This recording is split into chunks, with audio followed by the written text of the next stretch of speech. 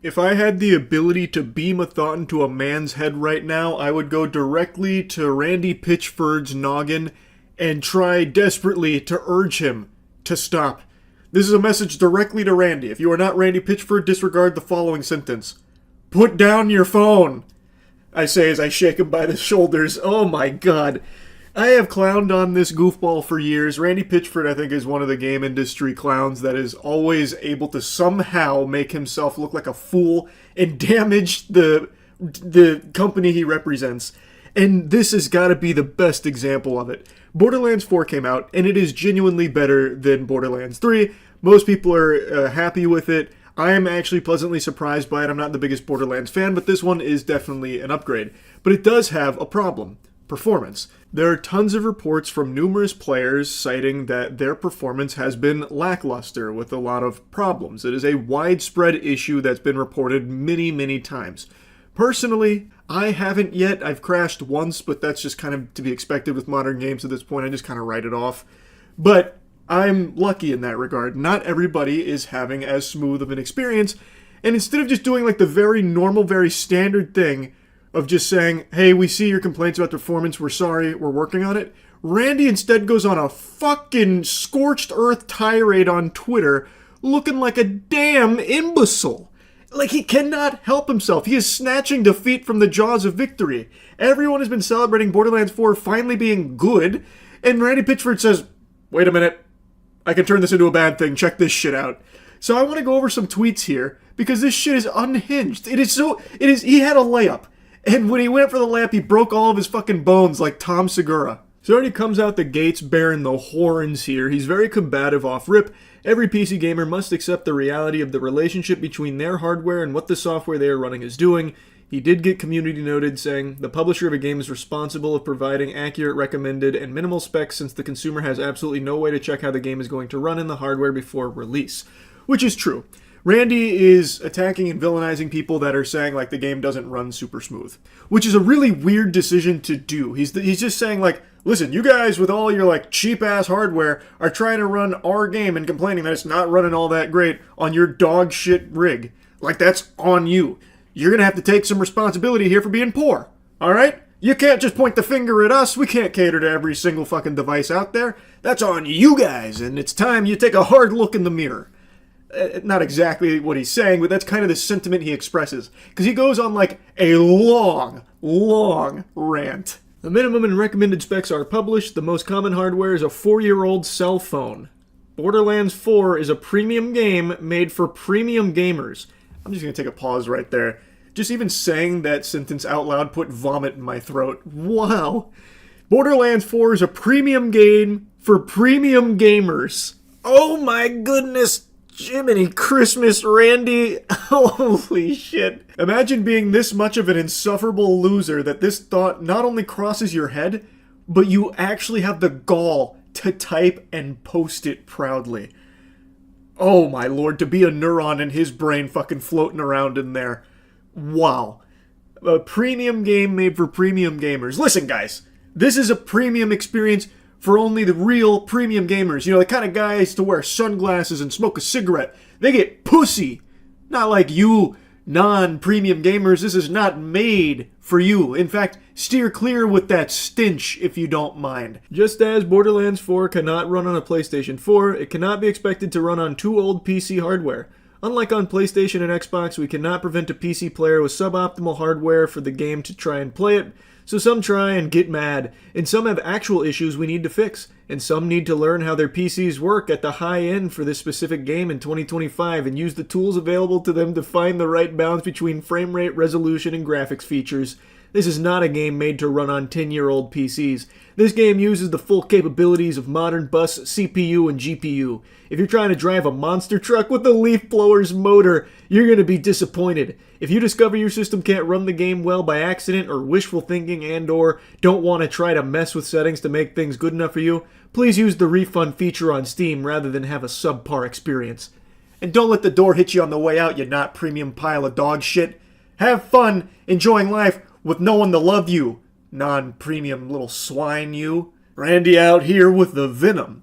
Now he got dunked on for this pretty hardcore, because, shocker, It's not just people with old hardware that are reporting issues. It's people with even top-of-the-line equipment that are having performance problems with Borderlands 4. It is like an actual, real, notable issue. So people were quick to point this out, saying like, brother, I've got a rocket ship and I still can't run the monster truck here. It's not a problem on my hardware's end. And they're right. In most cases, well, I won't say in most cases because I don't know every case. In a lot of cases, it is not the person's equipment that is causing the issues. There clearly is something that is, with Borderlands 4 here, not optimized. And it is causing some issues for a lot of players. I don't know why Randy refuses to just accept that, being like, hey guys, look, looks like we do need to fix things. He even like tiptoes around a little bit of like almost taking some responsibility there, where he's like, there are some things we need to fix. You could have just stopped it there. You know, you didn't have to keep typing. Like there wasn't there wasn't any pressure to keep going and yapping. No one ordered the yappy meal here, Randy. You could have just stopped saying like, yeah, there's some things we need to fix. Like, I don't know why he comes out here and is like, everyone's trying to overclock their fucking TI-84 calculators where they're trying to play Borderlands 4 and blaming us. Randy's rage starts to bubble over and he gets very sassy with this one. Code your own engine and show us how it's done, please. We will be your customer when you pull it off. The people doing it now are clearly dumb and don't know what they're doing, and all the support and recommendations and code and architecture from the world's greatest hardware companies and tech companies working with the world's greatest real-time graphics engine coders don't know what you seem to know. /sarcasm. Legitimately, all Randy had to do was just be AFK. Like, if he just didn't have a Twitter account, Borderlands 4 would still be getting, glazed to high heavens here with, like, the little asterisks about performance issues. And that would be that. And I'm sure those performance issues will get fixed in due time. I'm pretty confident. But Randy, he felt like they were poking the bear, and he had to let the demon out. The bear came out of hibernation, so now Randy's baring his fangs on Twitter. He had the easiest assignment of do nothing and profit. And he just couldn't help but put his dick in his mouth. He just couldn't stop himself from doing it. Now he's looking like a real bumbling oaf. I don't know what he expected from this. Like, he's not even making good points either. He's just rambling and being a douchebag to people that, like, actually really like his games. Like, he's not even attacking people that aren't fans. Like, these are the actual avid consumers of Borderlands that he is now being combative with. And I'm only showing you a handful of tweets, but it's just a never-ending flood of nonsense from him. He is just driveling out all kinds of bile. I know a lot of you are dead set on playing at 4K with ultra max settings and using 2 or 3-year-old hardware. You do you, but Borderlands 4 and Unreal Engine 5 are doing a lot, and for me, that trade-off for frames isn't worth it. I play at 1440p with settings super high, and I'm super happy with that trade-off. The game looks amazing at 1440p. If you're not 4K stubborn and just want to have a great fun time with higher perf, please consider running at 1440p resolution. If you've got a beast of video card, you're probably fine at 4K, but if you're in the middle or close to min spec, I would definitely recommend making that trade. Again, Randy, it's not just people that are trying to run this game at significantly higher settings than their hardware will allow that are having performance issues here, man. He has deluded himself into thinking that the game is perfectly optimized, that is smooth for everybody, and anyone having issues, it's their own fault, when that is not the case. He is literally that meme of, you're all wrong. He's just so dislikable. I hate that I can hear this dweeb through the tone of his tweets. Like, I can already just see him slicking back his hair as he makes this one. Fun fact, customer service reports for Borderlands 4 at roughly 1% or so of installs. Using that simple rounded ratio, more than half of the tickets, approximately 55% of customers, are users reporting difficulty with their shift accounts, lost emails, access, etc. The next highest ticket is about FOV controls on console. Working on it. Next, 0.055% of customers are reporting issues with Twitch drops, and 0.04% of customers are PC performance related, with CS flagging 0.009% as valid, and 0.037% of experienced success with education settings coaching. That is less than 1% of 1%, 0.01% of customers using CS tickets for valid performance issues, which is less than 1/5 of the users using CS to get help with Twitch drops. So yeah, haters, put that in your pipe and smoke it. You just got served some facts by Randy Pitchford. You're welcome. Again, this is only like a few tweets out of what I think is like 20, 25-ish that he was ranting and raving for on Twitter. Fucking baffling, man. Again, I don't know how he does it. I know he loves magic tricks. He himself is quite the magic man. He is able to turn good press and praise into vitriol and trash. I am still just stunned that he walked this path. He had the easiest assignment ever. Just don't say anything. Like, if you are so compelled to want to make a statement, just say you hear the complaints and you're working on it. That's all. It's all you had to do. But he just couldn't refrain. He couldn't stop himself from looking like a imbecile. It's like he's addicted to tomatoes being thrown at him. He just loves the sensation. So he did this. And man, is it embarrassing. Randy, just stop. Anyway, that's about it. See ya. I don't even know what to call this video. There's just been a couple things I've seen over the last week or so that have just actually made me laugh like a hearty belly laugh, like Santa Claus, ho ho ho, just by the absurdity of it. So this is just going to be like a full dump of just a bunch of random things, stories, and videos that have just been on my mind as something silly. This first one is fresh off the press. This is a bun straight from the oven here. It's still piping hot. So Take-Two CEO is defending the outrageous idea that a Red Dead Redemption port is worth $50, and he calls it commercially accurate. Commercially accurate, my left foot. You're telling me that vampire in a sweater, the CEO of Take-Two, was the one out there crunching numbers and collecting data, and he's like, well, actually, pushes up his glasses like Poindexter. This is a commercially accurate price point for the Red Dead Redemption port, and, well, all of you gamers just seem to be way off base with all of this outrage. Can you just please consume without thinking, please? Can you go back to just buying blindly and just give us money? Thank you. Now, for those of you that don't know what this whole situation's about here, I'm going to break it down to its bare bones. I'm going to feed you the apple from the tree of knowledge, so that way you, too, can take part in this common Take-Two L here. Rockstar Games made Red Dead Redemption, and it is an outstanding masterpiece. It's a game I'm sure most of you watching this have played, or at the very least heard of. But it's also 13 years old. It came out in 2010. It's a title that fans have been salivating at the thought of a remaster for. Even though the game still holds up extremely well today, in my opinion, it is a game that could absolutely benefit from a nice coat of paint and a lot more quality of life, attention to detail, and just general improvements. A remaster for Red Dead Redemption would go hard as fuck. So fans were really excited that there was some Red Dead Redemption news around the corner. But man, those hopes and dreams soon turned to nightmares when Rockstar confirmed that it's not a remaster, it's not a remake. What they're doing is they're doing a Red Dead Redemption port to the Nintendo Switch and the PlayStation 4 for $50. 50 doubloons, and you'll get Red Dead Redemption on Nintendo Switch at a crisp 30 FPS, so you can feel like you're back in the goddamn Stone Ages. And you can feel even worse about it because you paid $50 for the experience. Naturally, this was a slap in the face to every human being with a heartbeat reading this, because there's nothing hype about this. No one cares about a Red Dead Redemption port for the fucking Nintendo Switch or PS4. That's meaningless hoopla. Now, you might be wondering, why did the Take-Two CEO opine on this? What does he have to do with anything? Well, they own Rockstar Games. That's super simple. Take-Two owns Rockstar, and Take-Two is no stranger to L's. Common Take-Two L here, per usual. They are a greedy, evil corporation that has done so much shady shit over the years, it is gross. And, of course, if you're a fan of Rockstar Games, you're also no stranger to Take-Two spitting in your mouth.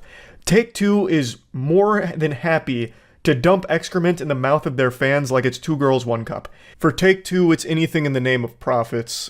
I don't want to open up an old wound here and pour salt in it. This is a scar that any fan of GTA bears, but I must remind you of the absolute catastrophe that was the GTA Vice City, San Andreas, and GTA 3 remastered from a couple years ago, which was basically a demaster. Fundamentally, it was like a fucking mobile port of these titles. It was abhorrent.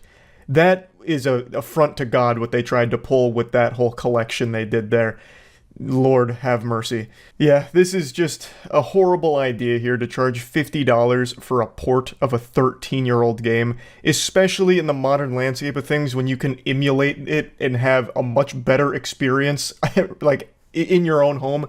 Not that I'd ever advocate for emulation, of course. Take-Two lawyers, if you're watching this, that's not what I'm saying. I'm just saying there are some hooligans out there that may dabble in emulation that will recognize just how silly this whole idea is for a $50 port of a game that is 13 years old, with no remaster, remake, or like significant improvements at all. It's just greed for the sake of greed.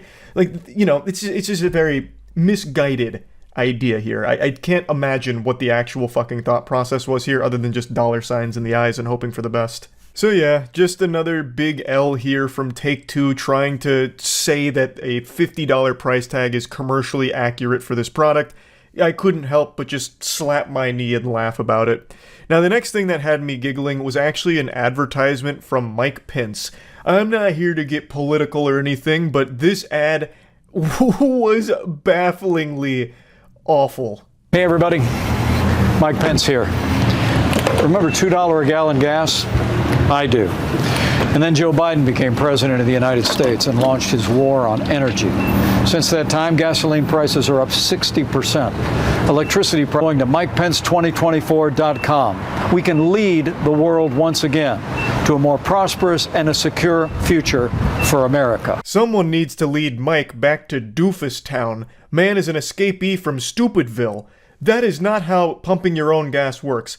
Clearly, Mike has never pumped gas in his life. I trimmed down his speech because that's not what's important here. He is literally a child playing pretend right now at this gas pump. He looks like me playing with Hot Wheels toys back in the day, having no understanding of how filling up a vehicle works. He has clearly never done this in his life. And throughout his entire campaign ad here, you can hear the beeping from the pump, which is telling him to please insert card. That beeping you're hearing is the sound of the pump that's trying to let you know that you removed the nozzle without putting your credit card in beforehand to pay for the gas you're about to fucking pump.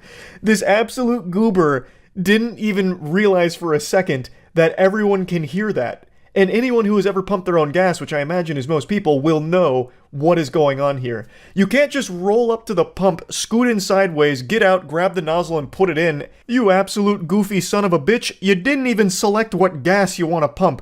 It's not just a one-size-fits-all here. You choose what gas you want put in your car from your options at the pump. He clearly didn't know that. This little rapscallion just zooms into the gas station. He's like, hey, record me. I've got a good idea. This is going to be candid. This is going to be strong. Hey, Mike Pence here, which, by the way, is a wild introduction here. Actual Billy Mays shit. Like, he literally stole that from Billy Mays, but rolled a 1 on the charisma check and delivered it with zero enthusiasm. He just sounded straight up sad. He sounded just downtrodden. He sounded like Matt did when he told me that our package got stolen from his house. But anyway, yeah, he rolls up, he's like, hey, Mike Pence here. My fellow Americans, do you remember when gas was $2 at the pump? Because I don't. I've never seen gas in my life. Why is no gas coming out? I'm starting to panic. I'm pressing the trigger, but nothing's happening. Jeeves, but where's my butler to help me do this? Jeeves, come fill up my car. Oh my god. And what's even wilder to me is that the person filming didn't know either. Or he did know and didn't say anything. Which is actually a pretty hilarious joke, by the way, if this was a calculated decision from the guy filming, making Mike Pence make a fool of himself. It's just it's so disconnected from reality. Like, everything is wrong about it. Literally, everything that could go wrong with this ad went wrong. Because I imagine most people know how to fill up their own car at the pump. Although, I have heard that there are some states that actually have gas station attendants that'll fill up your car for you. But even in cases like that, I still imagine the driver understands the protocol behind filling up their own car if they had to do it. I don't think it would go like this. Or at the very least, you would at least hear the beeping and be like, what's gone awry here? But anyway, the next silly thing that I've been thinking about a little bit recently is the cocaine shark epidemic. I guess I'm kind of overselling a little bit. It's not an epidemic. There's just been an instance of sharks consuming cocaine and getting a little wacko mode off of it. There was an Inside Edition story even run on this, and it's a pretty entertaining segment. How about sharks hopped up on cocaine? Experts say what a disaster. Gobbling up bales of drugs which have been dumped off. Had sharks swimming into dumped packages and biting into them. That gave them what the scientists call crazy brain. They behaved erratically. Who named that? What scientist came up with that terminology? Are we sure it was a scientist and not a 4th grader? Crazy brain, huh? She hyped it up like it was going to be a real scientific term. The sharks bit into it, and scientists have claimed that it caused a phenomenon known as crazy brain. I feel bad for the sharks. Yeah, now they're going to become addicted. The first one's always free, that's how they get you. And then the last little story that's been on my mind a little bit recently is the ongoing lawsuit against Taco Bell for misleading consumers, saying that the food you get at Taco Bell isn't exactly how it's portrayed in their promotional material. And they used like the Mexican pizza as an example. And they're getting sued for it because they're saying that there's significantly less like beef and shit in it than the pictures lead the consumers to believe. I actually went over that one on stream. I learned about it in depth. It's a wild case. You see, Taco Bell just sued for false advertisement over the amount of meat. Don't tell me that Taco Bell's been nothing but W's recently. What's this? Oh no. Taco Bell, why? What have you done? Taco Bell is sued for false advertising of Crunchwrap's Mexican pizzas. Frank Siragusa was not happy that the Mexican pizza he paid $5.49 for to Taco Bell in New York last September appeared to contain only half as much beef and bean filling as the photo in the chain's advertising, so he sued.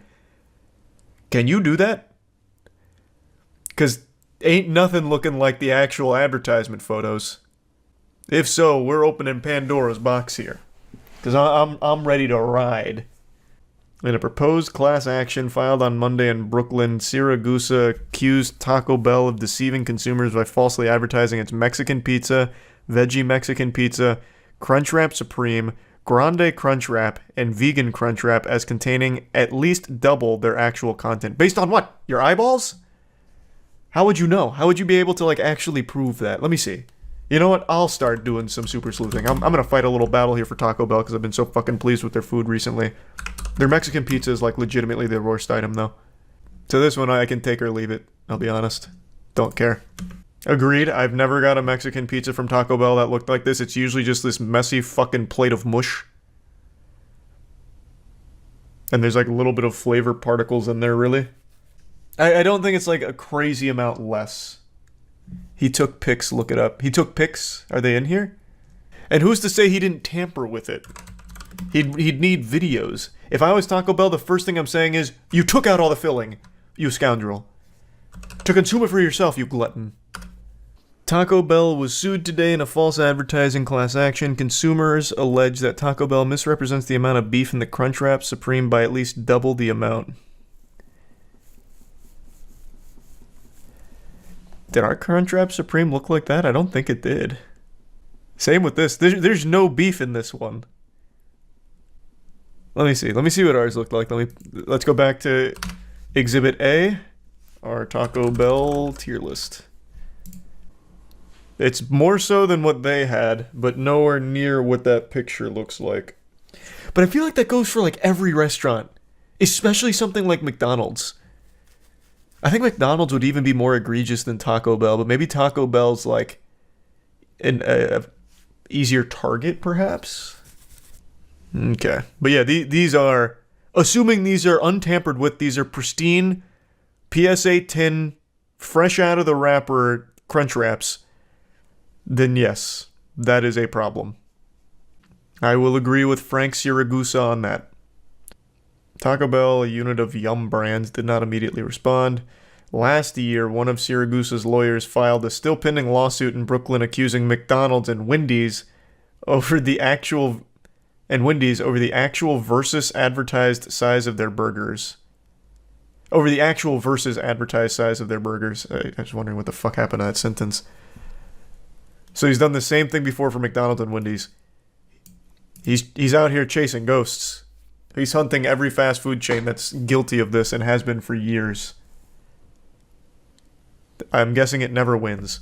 The other lawyer, Anthony Russo, filed a similar case last year in Miami against Burger King over its Whoppers. That lawsuit went to mediation where it reached an impasse. Just close Burger King. Just close it. Just get rid of it. Just fucking close it for the good of the world. For heaven's sake.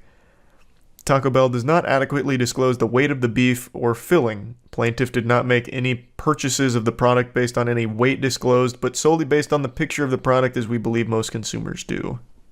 There's some memories that last a lifetime. Your first kiss, your first time driving, first time flying, first time getting an A on a test or hearing your parents say they're proud of you, and the first time you experienced the heartbreak of when your favorite video game gets unjustly shut down. If you close your eyes and listen closely, you can hear spirits breaking from tens of thousands of Echo VR players from across the world. Unfortunately, it was revealed a couple days ago that the most popular VR esport, Echo VR, is being shut down by Meta's new CTO, Andrew Bosworth, aka Boz. Big Boz recently took over and is making some pretty big changes and has cemented himself as the supervillain in the VR space. He, for some reason, decided to pull the plug on Echo VR, which is not a dead game by any means. It's a community of tens of thousands of players that still have a massively thriving esports scene. But unfortunately, just like Judge Dredd, Andrew Bosworth was blessed with the ability to axe anything. He's judge, jury, and executioner. So Echo VR was no longer allowed to fly under the new Boz laws. His reasoning is that the community is too tiny, saying that it had fallen into the low 10,000s, which if any of you play games know that that's not really a dead game status for what is essentially a 3-year-old game that doesn't see a ton of updates in the first place. Like, that's pretty fucking good. But not to Bosworth. He only deals in the millions and billions. He doesn't get out of bed unless there's a threesome waiting for him when he stands up, you know? Like, this is the kind of guy that only deals with the biggest numbers, I guess. So he said, unfortunately, since these pests are just so tiny and insignificant, I have to crush them. Keeping things alive takes work, Bosworth said. This is not like a return on investment money standpoint, it's just those resources could be put to other uses that I think will be useful to the now tens of millions of people who are in VR. He also says that Meta has some regulatory constraints that make it more expensive to maintain the game.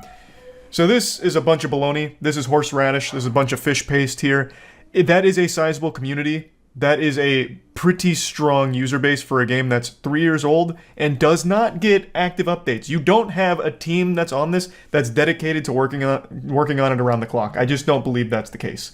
I really don't. I don't think there's a ton of resources that are spent on the game as is, and I don't think taking those resources is going to somehow curb Meta's hundreds of billions of dollars that they're losing already. I'll never understand decisions like this from companies that could clearly afford to just keep this running and maintain the goodwill of tens of thousands of players. Because you cut these people off, they're not coming back. Where are they going to go?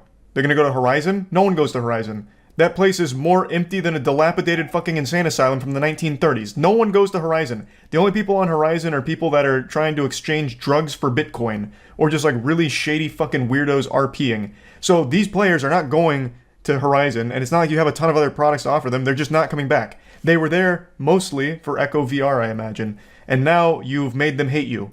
So you've lost them.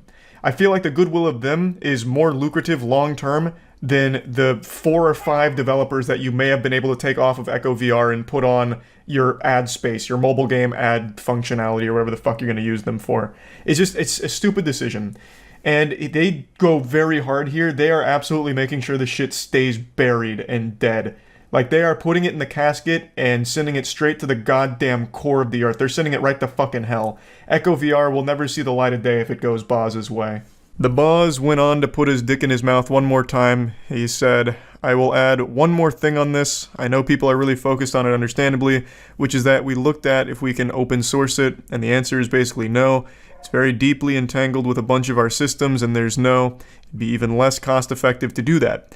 Can we spin it out or sell it? No, because we want the Ready at Dawn team to be continued to be focused on these other projects that we're excited about that I think are going to have a bigger impact on a bigger number of people on driving more adoption. I don't know if he realizes how big of an asshole he sounds like every time he opens his mouth. Everything that comes out is all about numbers. You guys are small, so you guys suck, which is why we're abandoning you out in the cold. Fuck you, find your own way home. Like, it's fucking silly. If the game was truly dead, like it was a really small community, then I'd understand it. Like, that makes sense, most people would understand it, but the game's doing, like, really well. They have, like, 3 other LAN events this year that have, like, $200,000 in pricing. Like, it's not a dead game. It's really not. They could have, like, just, you know, if they want to focus on other big projects for the Ready at Dawn team, you could just keep the game as is, and then have them still work on the other shit. The game is not seeing a ton of updates, and it hasn't in like 3 years. So if you just kept it the same, just keep it running, just keep the fucking lights on, like that's the bare minimum, people would probably still be fine with that. And then they could focus on whatever other bigger projects you think are going to entice a bigger number of players to come to the fucking metaverse and, you know, the Oculus, whatever. I just don't see why you couldn't have your cake and eat it too here. It just seemed like a really simple move. He even admits openly that the previous CTO, John Carmack, wouldn't have shut down the game. And do you know why? Because he's a guy who fucking gets it. He's not perfect, no one is, but he at least understands basic shit like this. Whereas Boz doesn't. Because you know what Boz is? He's an ad guy. Before he was the CTO of this shit, he was just an ad guy. All he did was fucking ads. There's a great video that's made by a channel called Thrill Seeker that I'd like to show you some clips of. He covers this whole thing in depth, so I highly recommend it. I'll put a link to the description. I'll put a link to the video in the description. But I just want to show you a little bit more here about the situation because it's kind of interesting. Oh, did Thrill Seeker make a whole video on the Echo VR thing? Yeah, I know the situation. Meta shut them down. Why is this happening? Why kill a game with tens of thousands of active users? And is this really how Meta is going to operate? Because that's just Facebook in a nutshell, baby. That's just Meta in a nutshell, baby. Fuck everyone, fuck everything. We're just gonna lose money and you can't stop us. It's pretty easy to see exactly why. Swapping chief technology officers of a future technology company, even if Carmack wasn't full-time, is almost like a company brain transplant. On one hand, Carmack comes from a pretty... Which is one of the big problems that Halo Infinite faced, because they kept losing some upper-level, like, senior project leads. So every time they got replaced, the whole vision started to change, and everything kept getting muddier and muddier and muddier, and then you get the absolute fucking mess that Halo Infinite became. That's why making those kind of massive swaps in the middle of projects is always a fucking disaster. Bosworth, on the other hand, is cut from totally different cloth. He's been at Facebook since 2006, and he made his claim to fame within the company, making Facebook money as the vice president of ads. That's right. Hey, what a great fit for gaming. That sounds amazing. Let's take the vice president of ads and put him on the gaming space. That's just a seamless fit. Fuck yeah. That's the Boz, baby. Why the hell would he be put on the gaming space? What do you mean? Gaming is a multi-billion-dollar industry. Taking a guy who's all about just making money off like ads and shit, trying to monetize the gaming space, 100%. That's why they put him there.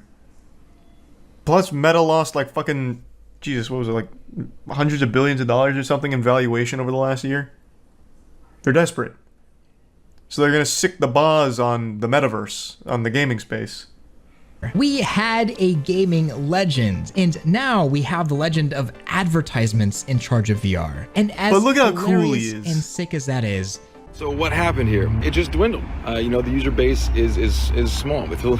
It's loyal as all get out, but it's small. It's measured in, you know, the low 10,000s. Those resources could be put to other uses that I think will be useful to the now tens of millions of people who are in VR, and at some point you have to make those choices. So, the tens of millions of people in VR, I can assure you, are not in the metaverse. Brother, that place is barren and empty. That place is like every 16-year-old outcast's birthday party. There is nobody in there. So yeah, there is a lot of VR users these days, and I'll tell you where they're not. The fucking metaverse. They're on like Gorilla Tag and shit like that. Yeah, I know, him calling 10K small obviously just shows how delusional he is when it comes to like player-based numbers, because this is an ad space guy. 10,000 people is nothing to him.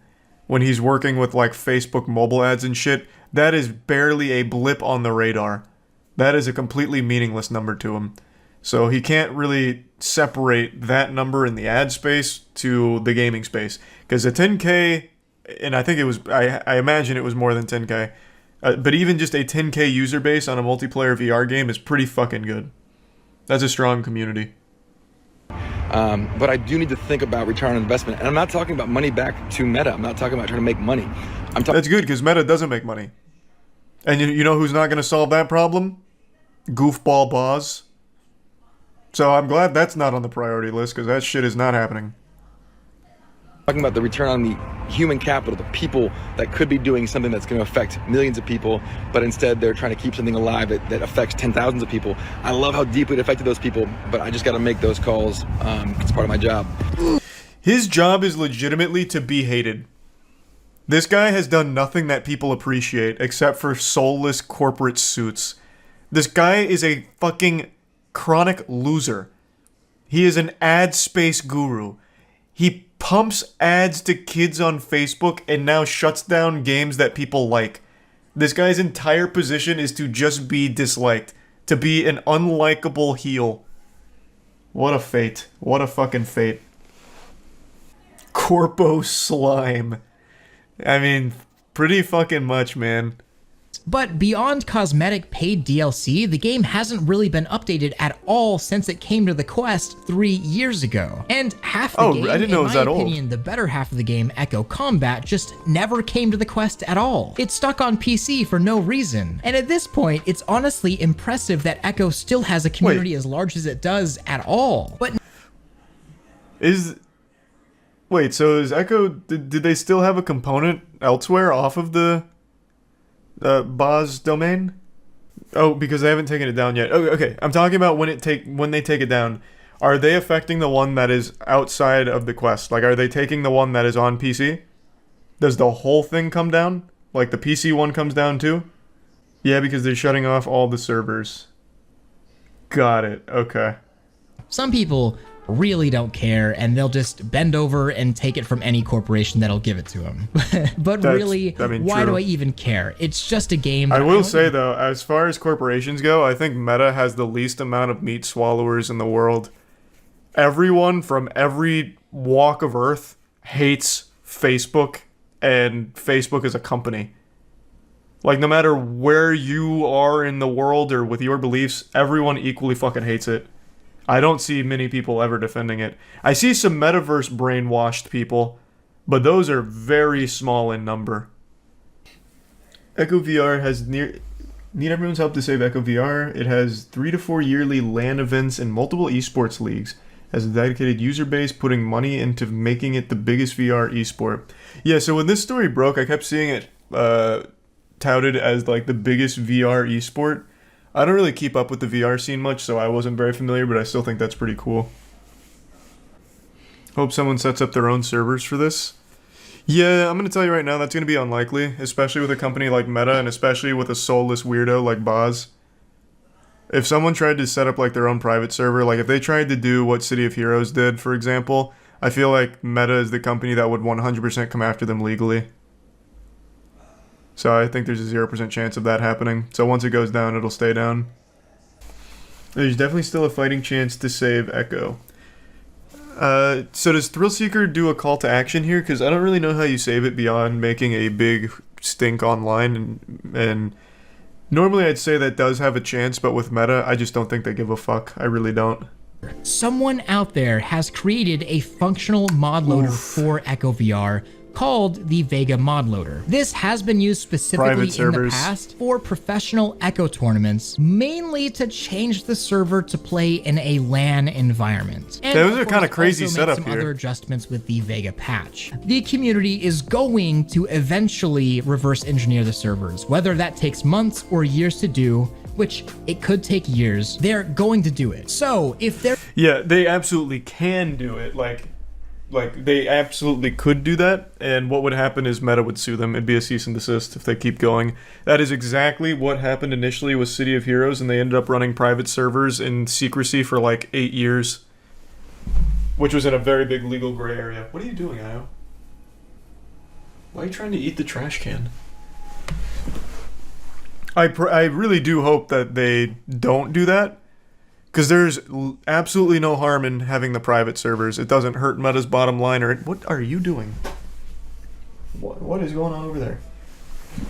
It does nothing to Meta's bottom line. It does nothing to their company. That it is completely a victimless thing to just have private servers of Echo VR persist.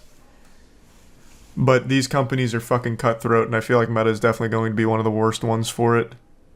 And I gotta say, I am so excited to go work on some hardware videos now that aren't so loaded. But I also hope that you guys got to see a little bit behind what's going on at Meta right now. Hey, I got more reasons to hate Meta. They're just a company making VR stuff, love that. and they're doing a lot for the industry.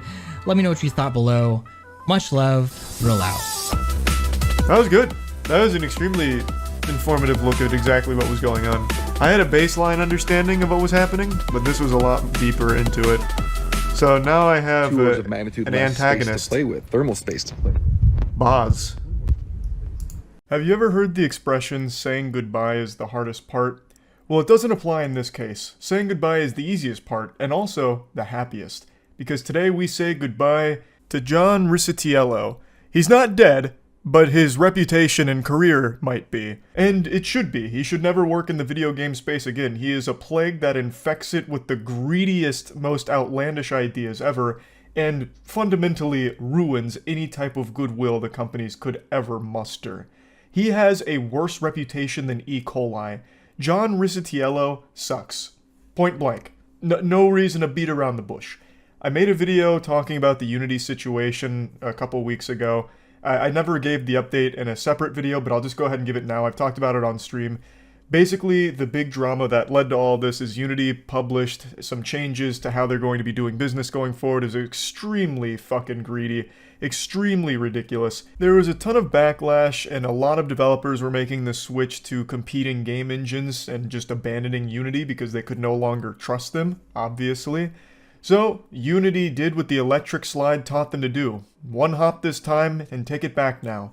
So, they walked back most of their changes and put forth a more reasonable proposal, a more reasonable policy change where it would no longer be retroactively enforced, meaning any games that were made with the Unity engine prior to this new agreement are not subject to the new terms, the way it should be and should always be, as well as increasing the threshold that you need to reach to be subject to the changes and the fees and all that.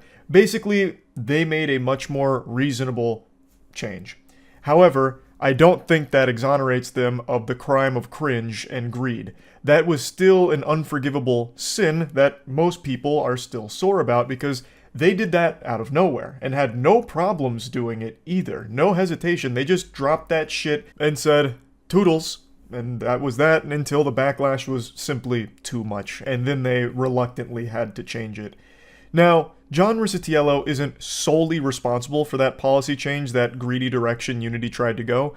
There were a lot of moving parts there. Once again, I mentioned Upper Echelon made a video covering it, and I still think his video on the situation is extremely informative. So if you want to know more about the inner workings that led to something like that, I highly recommend checking that out. But John Riccitiello is still the CEO, or was the CEO of Unity at the time, thus a leadership position for the company, the face of it. So, with the decision this detrimental, this apocalyptic, the doomsday that was brought forth from Unity, someone needed to shoulder most of the blame, and naturally that's going to fall on your CEO because that's kind of the face of your company. So John Riccitiello rightfully caught a ton of shit for that, and it seems today the decision to step down has been finalized, so he is no longer the CEO of Unity, which means he has done something unthinkable, something I wouldn't have ever imagined possible. He is a creature that was too greedy for EA, and now also too greedy for Unity. That's fucking mind-boggling. Almost impressive. Congratulations to John for making history here. For those that don't know, John, the money's gone Riccitiello, was previously with EA before Unity, and while there, he kicked around some pretty abominable ideas, such as charging per reload. His example was, we need to strike while the iron's hot, and when someone's in the middle of a game and they're shooting against an enemy, they run out of bullets and they need to reload, we charge them $1 for that reload, and they won't be price sensitive at that point because they're going to want to finish off the kill. I'm paraphrasing it, but I'm boiling down the point in a nutshell. Fucking charging per reload, he was listing as a gold standard example of great microtransactions. He also famously called developers fucking idiots if they didn't focus on microtransactions in their games.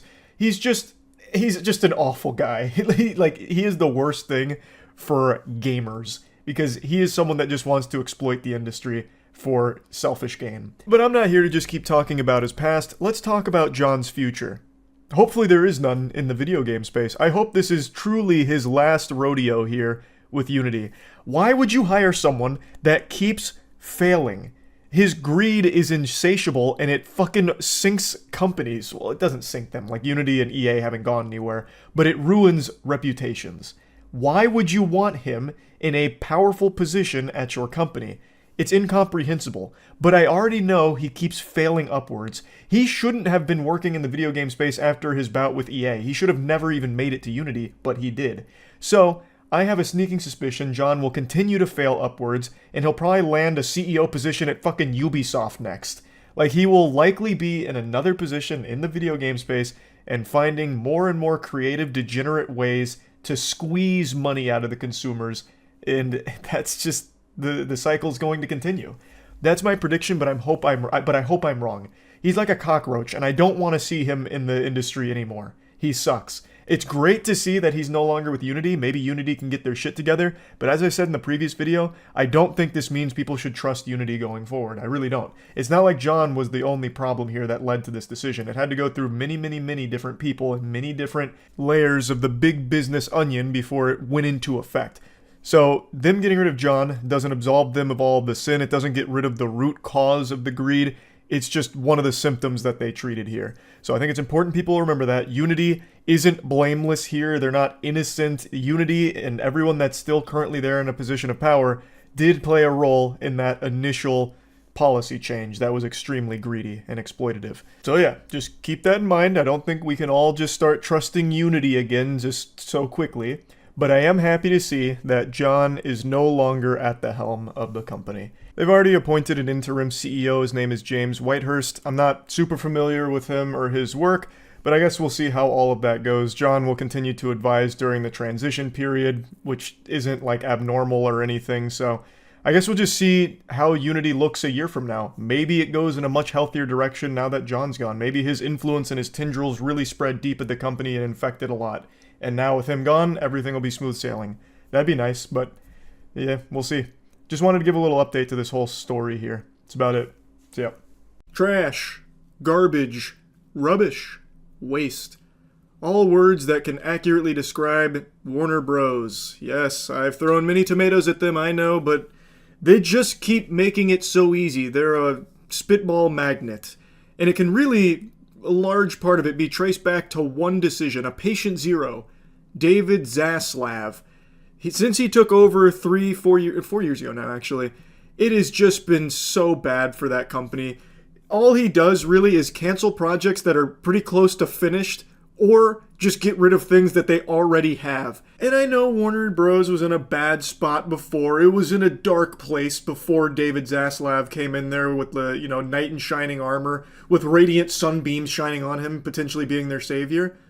But this would be like trying to cure alcoholism with heroin. Now, I have no doubt there are some shareholders that do view him as the cure to the disease of money loss that Warner Bros. Was afflicted with. Through his innovative strategy, his remarkable genius scheme of just getting rid of everything, just cutting everything Warner Bros. Has to squeeze some doubloons on the bottom line for the shareholders, it has worked for them, I suppose, at least based on what I can see. But on the grand scheme of things, his strategy has basically just been, hey, you're excited for that? Well, there's a good chance we're just going to can it right before it comes out. Or, hey, we finished this thing that you were excited for, but we decided not to release it because we're just going to go for a tax break on it instead. It's a fucking terrible strategy if you're anyone that likes content. David Zaslav is the opposite of King Midas. He's fucking King ripe ass, because everything he touches turns to ass instead of gold. He's got the cheese touch, and it has infected every part of this company. They are struck with the orb of confusion and can't break out. They just made the baffling decision to shut down Monolith Productions.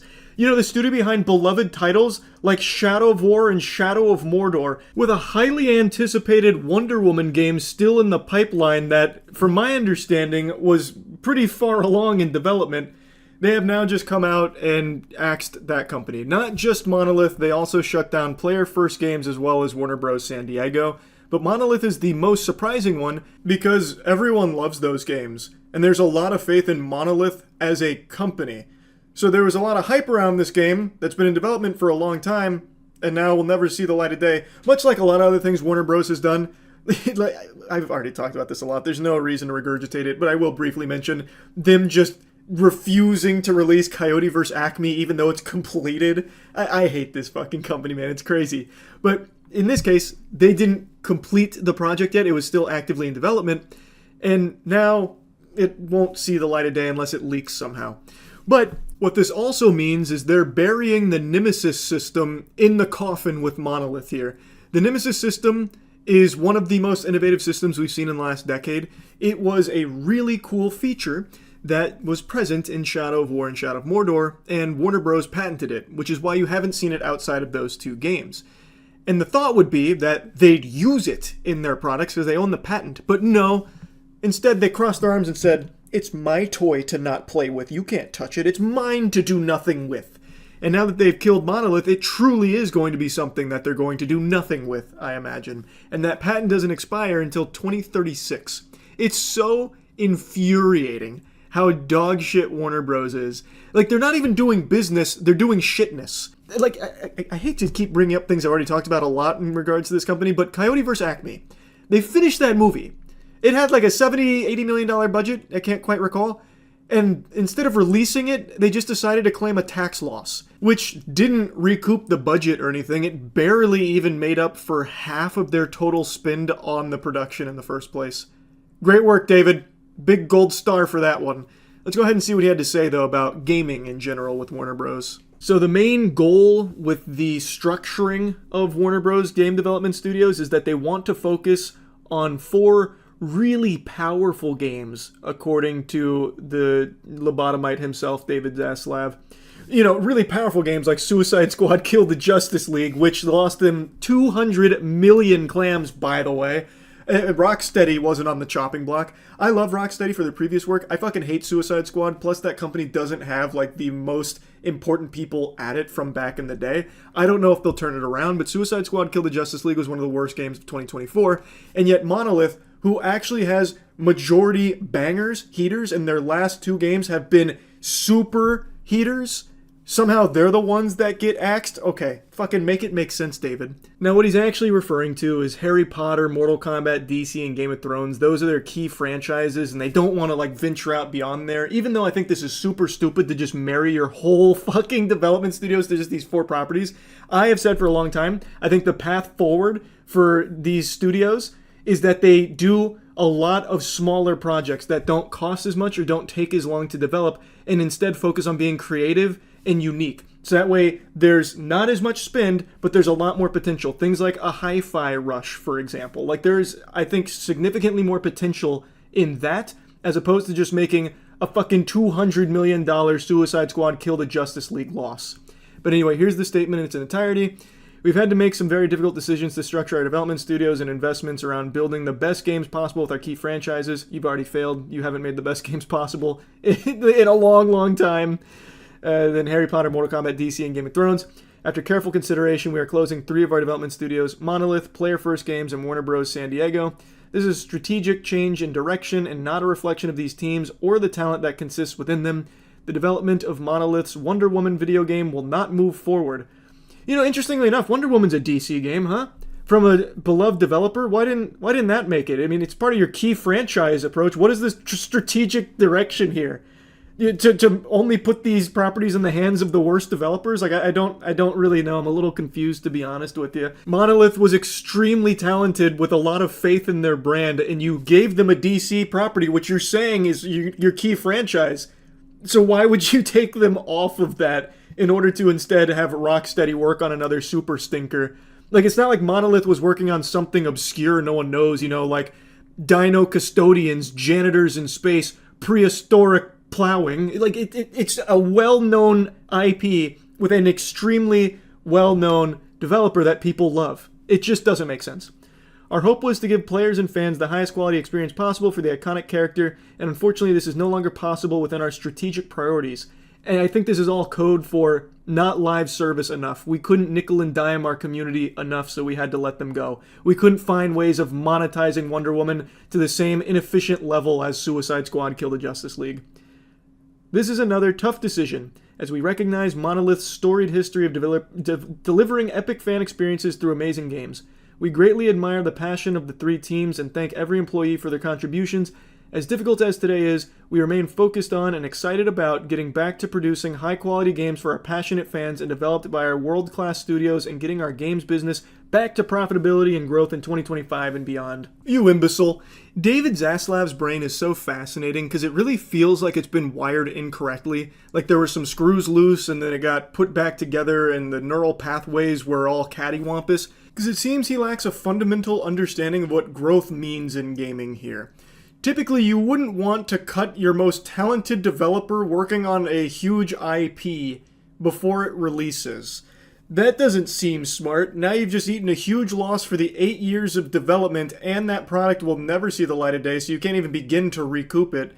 It just seems like a stupid decision, especially when your key strategic plan is to focus on one of the IPs that your most talented developer was working on. So now you're going to take that same IP and just give it to a most likely worse developer.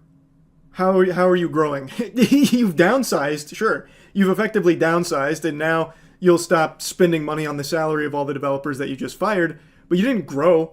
You stayed in the same spot, just squeezed a couple extra pennies out by firing so many people, and now you don't even have a game to show for it for all this loss that you've just eaten. Show me where the growth is on that, because I must be missing it. I just think it's a terrible decision, and I hate the David Zaslav strategy to everything of just get rid of everything, and if we're not spending any money, that means we're not losing any money. I hate it. I really don't like it. So yeah, I just wanted to talk about that a little bit, especially because I love Shadow of War and Shadow of Mordor, and the fact that we're not going to see anything else from Monolith now, and let's say like pie in the sky, Monolith gets to stay together, someone else takes the entire team intact and they work on something, well, they still can't use the Nemesis system they created because Warner Bros. Owns the patent, at least to my understanding. So yeah, Warner Bros. Is trash. That's about it. See ya. He's doing it. He's going to a level far beyond what we thought was possible.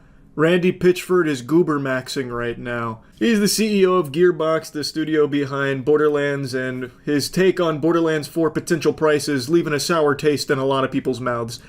Someone said, Randy, this game better not be $80, don't take that risk. Randy responded by saying, A, not my call, B, if you're a real fan, you'll find a way to make it happen. My local game store had Starflight for Sega Genesis for $80 in 1991 when I was just out of high school working minimum wage at an ice cream parlor in Pismo Beach, and I found a way to make it happen. Pismo? More like Piss Mode. Randy's going freaky style on this guy right now for no reason. He's like telling an old war story here, starting to sound like Lou Pickles from Rugrats.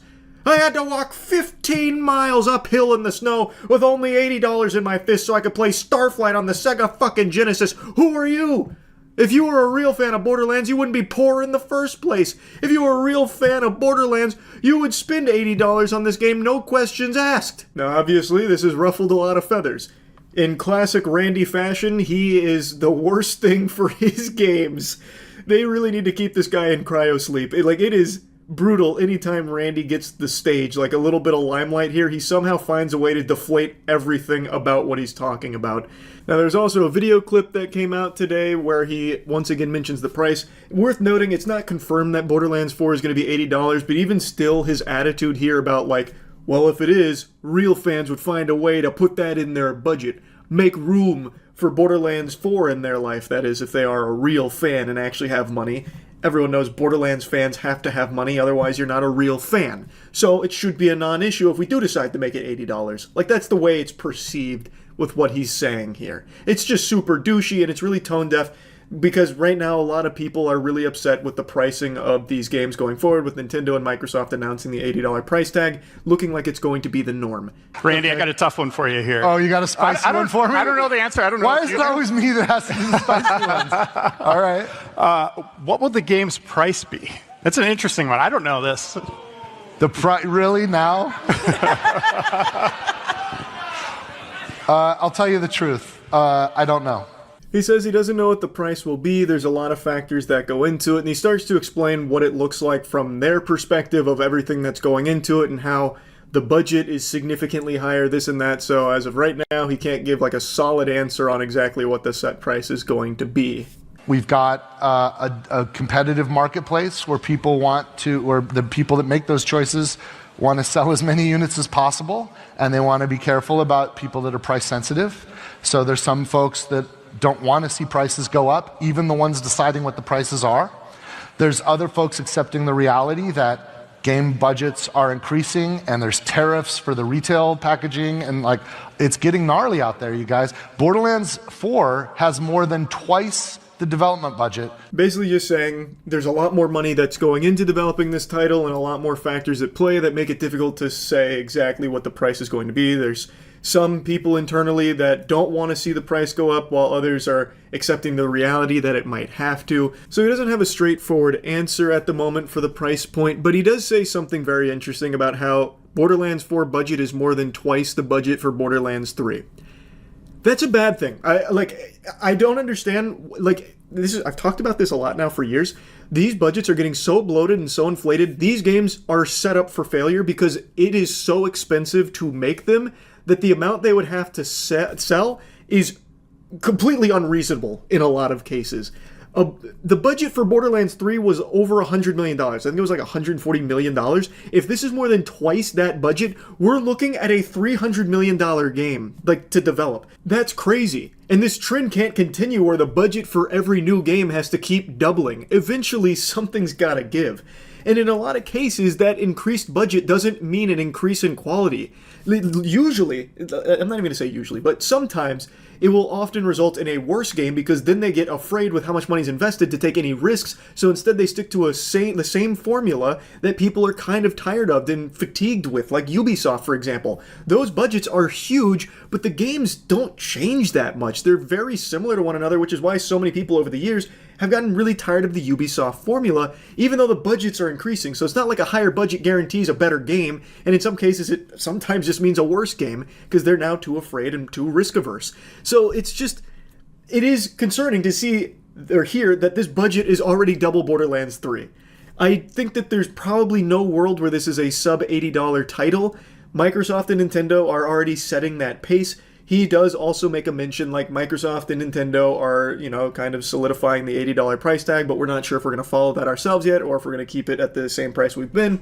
We don't know. So it is not fully sure what the price point for Borderlands 4 will be. What is sure, though, is Randy Pitchford looked like a huge insufferable douchebag when he told people that real fans will make a way to buy it regardless, no matter what, come hell or high water. That immediately ruins a ton of hype, and this is a strategy that has a worse record than the 2017 Cleveland Browns. This is always a fucking miss whenever you have someone like Randy Pitchford coming out there and saying, well, if you're a real fan, you're going to buy it no matter what. In fact, you need to. Making that insinuation, it's just a horrible look. So, obviously people have been pretty upset with him, but I want to be clear, I've been making fun of this guy for years.